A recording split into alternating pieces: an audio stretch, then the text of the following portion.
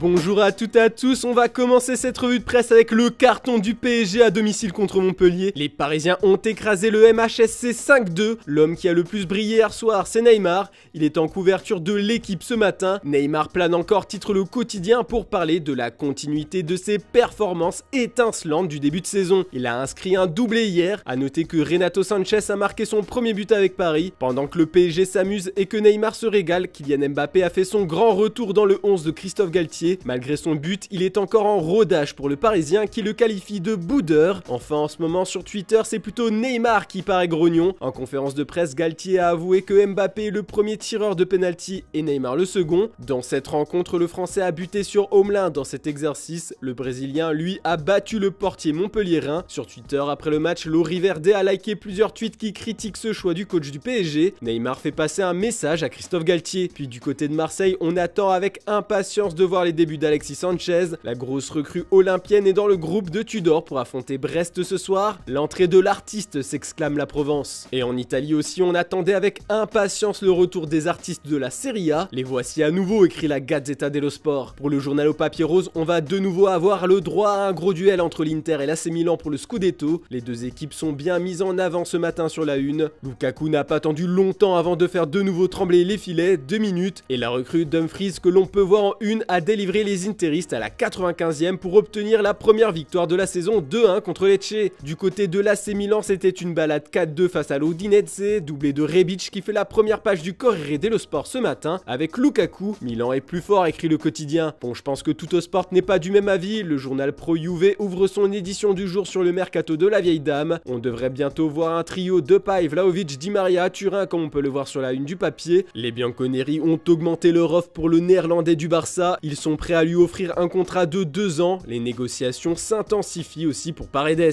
En parlant du Barça, le club catalan était attendu au tournant hier soir pour le premier match de la saison. Xavi a lancé dans le grand bain de la Liga 3 de ses recrues phares de l'été comme titulaires, Andreas Christensen, Robert Lewandowski et Rafinha. Mais les Catalans n'ont pas su trouver la faille face au Rayo Vallecano, match nul 0-0. Un mauvais départ pour Mundo Deportivo. Cette attaque de feu, c'est un pétard mouillé, écria sur sa une. Les journaux espagnols mettent bien en avant le but refusé pour hors-jeu du canonnier polonais. Le numéro 9 du Barça est aussi sur la une de Marca. Ce dimanche, Sport lance un avertissement au Blaugrana. Ça ne fait que commencer. Mais bon, ce samedi, le club qui a le plus de difficultés à démarrer sa saison, et les fans commencent à en avoir un peu trop l'habitude, c'est Manchester United. Les Red Devils ont vécu un cauchemar sur la pelouse de Brentford. Une nouvelle déchéance comme l'écrit si bien The Daily Telegraph ce matin. Alors que la victoire semblait à leur portée avec Cristiano Ronaldo comme titulaire, ils ont été humiliés 4-0 en une mi-temps. Les buts sont dus à de grosses boulettes en défense. Avec leur nouveau maillot vert fluo, The Sun est moqueur ce matin et qualifie les hommes de Ténard de bouteilles en plastique. Un ancien du club, Gary Neville, a fortement critiqué son ancienne équipe.